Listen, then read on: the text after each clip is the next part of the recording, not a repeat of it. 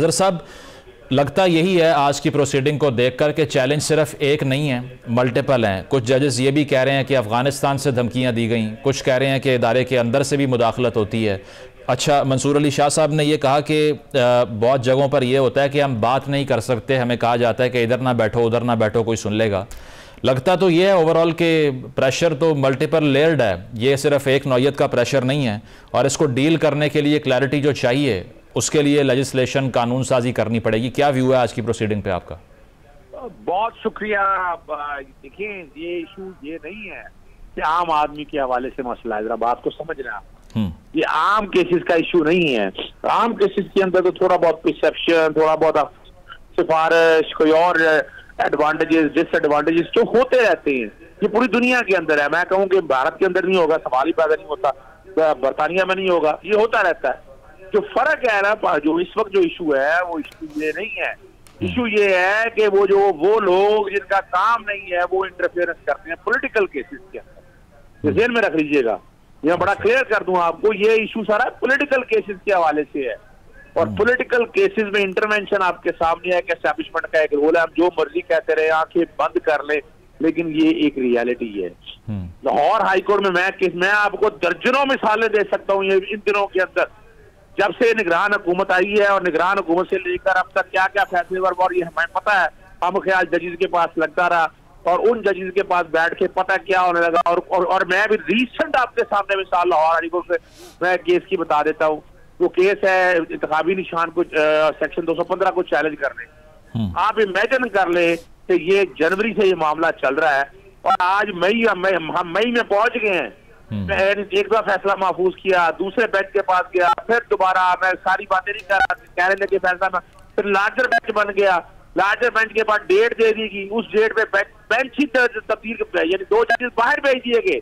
ये रिकॉर्ड के ऊपर चीजें मैं बता रहा हूँ आपको, आई ओन इट। और मैं दोबारा लगवा रहा हूँ, कह रहा हूँ, और जब दरखास्तें थी जल्दी करने की, वो 14 मई की डेट डाल दी। अब मैं आपको क्या बताऊँ आपको। और ये वाला केस इतना अहम है कि सेक्शन 215 जो है वो कहता है कि पार्टी इंतखाबी निशान जब ले लिया जाए, जब आप इंतखाबी निशान ले लेंगे तो पार्टी बैन हो जाएगी, पार्टी इलेक्शन नहीं लड़ सकती, मखसूस से नहीं मिल सकती। इतना अहम ये केस, ये तो रोजाना की बेस पे। और दूसरी तरफ जब इलेक्शन कमीशन ने अपना इंतखाबी निशान वाला केस लगाने की हवाले से बात हुई थी, तो हमने देखा गारमेंट गया, 11 तारीख को फैसला हुआ और 13 तारीख को फैसला लग भी गया, और हमने फिर देखा वो फैसला फौरन हो भी गया। और ये रिकॉर्ड, और दूसरी तरफ देखिए कि वही इलेक्शन कमीशन का जो फैसला है या पेशावर हाईकोर्ट का जो फैसला आया है, अभी तक वो दरखास्त ही समाअत की नहीं आई। ये सोचना पड़ेगा, ये रियलिटी है। और ये जजेस जो बातें की हैं सईद मंसूर अली शाह साहब ने और जस्टिस अपना अतर मनिल्ला ने, मैं कई चीजों को तो हम तो मुशाहिदा करते रहते हैं, हम तो वकील, और ये जेल से निकाल दें कि ये आम केसेस के हवाले से प्रेशर है, लेकिन वो बहुत आम इंडिविजुअल्स की हद तक उससे क्या फर्क पड़ता है। ये उन केसेस की बात हो रही है जो इस मुल्क की किस्मत के साथ फैसला करते हैं, जो सियासी जमातों के मुस्तकबिल का फैसला करते हैं, वो चाहे कोई भी हो।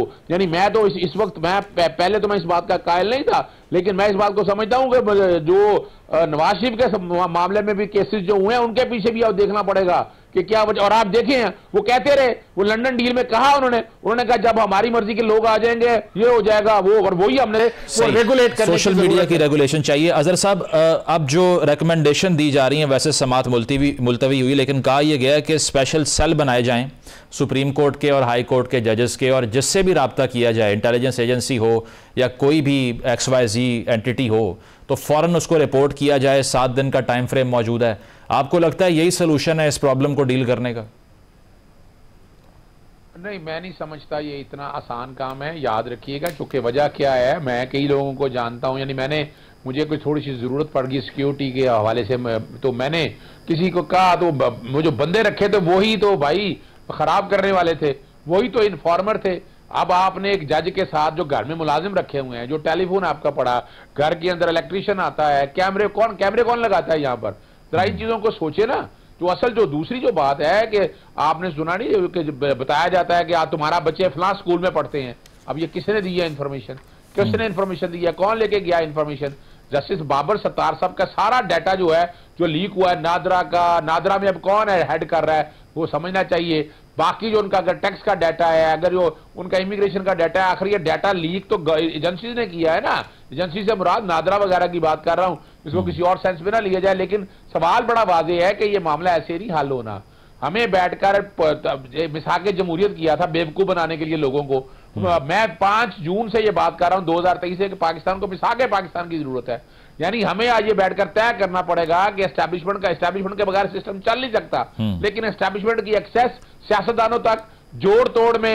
अभी सियासी विंग हम बड़ा पहले सुनते थे कि आईएसआई का सियासी विंग बंद हो जाएगा, लेकिन कहां बंद हुआ? आप सब देखे तो। लेकिन अब पीटीआई कह रही है उन्हीं से मुज़ाकरात करने हैं, पॉलिटिशियन से मुज़ाकरात करनी नहीं है।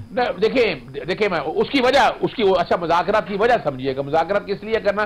ताकि हर कोई अपनी बाउंड्रीज में रहे, हर कोई अपने दायरा इख्तियार में रहे। और जब तक आप दायरा इख्तियार में रहेंगे बात बड़ी। देखिए एक बात तो अब तय होनी है कि पाकिस्तान तहरीक इंसाफ जो नारा लगाया था मुस्लिम लीग नून ने वोट को इज्जत दो का, क्योंकि वो हमेशा से एस्टैब्लिशमेंट की जमात चली आ रही है, ये तो रिकॉर्ड के ऊपर है। पाकिस्तान तहरीक इंसाफ ने अब ये ओपनिंग दी है कि आप आपस में बैठकर ये तय करें कि जो जिसका काम उसको साजे। एस्टैब्लिशमेंट का ठीक है जो अपना जो मुल्क की सालमियत या बाकी मामलात को छोड़ के हर काम में सियासी जोड़ तोड़, गवर्नमेंट तोड़ना, गवर्नमेंट बनाना, यानी ये अभी फिलहाल बताए ना जरा, ये जो निगरान हुकूमत के अंदर गिरफ्तारियां होना, जलसे जुलूस रोकना, इतने लोगों का तोड़ फोड़ होना, ये तो अब रिकॉर्ड के ऊपर है ना। पहले जहांगीर तरीन का जहाज चलता रहा था, यही कहते होते थे ना, लेकिन उसके बाद किसका जहाज चलता रहा? यानी उसके बाद हमने देखा कि जो एमएनए से एमपीए से जो तोड़े गए, और हमने बड़ा वाज़ेह उस वक्त कहा कि ऑपरेशन रजीम चेंज हुआ है, किसी के कहने पर तहरीक एतमाद लाई, और रिकॉर्ड के ऊपर चीजें हैं। हमने उसको आज तक तहकीक नहीं की कि कौन लोग थे पीछे, किसके कहने पे तहरीक एतमाद है। इमरान खान तो कहता रहा। अजहर साहब, अगर आप सोल्यूशन के तौर पे मिसाके पाकिस्तान की बात कर रहे हैं, ये किसके साथ होगा अगर पॉलिटिशियंस उसमें शामिल ही नहीं होंगे तो? जी नहीं, देखिए पॉलिटिशियन बिल्कुल होंगे, हमने ये नहीं कहा कि बिल्कुल नहीं होने, पॉलिटिशियन इसमें होंगे। एस्टैब्लिशमेंट हो, देखिए एक मैं बता दूं, एस्टैब्लिशमेंट है मुरक्कब है। एस्टैब्लिशमेंट मुरक्कब है फौज का, अदलिया का, सिविल ब्यूरोक्रेसी का, जर्नलिस्ट का, सिविल सोसाइटी का, लॉयर्स का, ये मुरक्कब है हर। यानी इन सब लोगों का, सब लोगों को इकट्ठे बिठाकर आपको जो अवाम अभी आपके साथ क्या हुआ है, फॉर्म 45 और 47 करने वाले कौन है हर एक को पता है।